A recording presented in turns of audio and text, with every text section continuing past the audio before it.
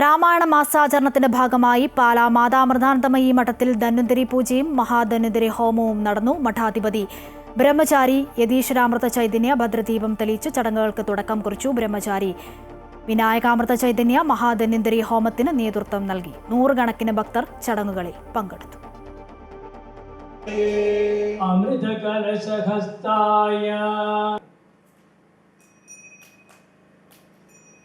ഓം നമോ ഭഗവതേ വാസുദേവായ. വിഷ്ണവേ നമഃ. ശ്രീ മഹാവിഷ്ണവേ നമഃ.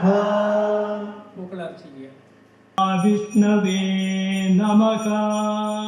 ശ്രീ മഹാ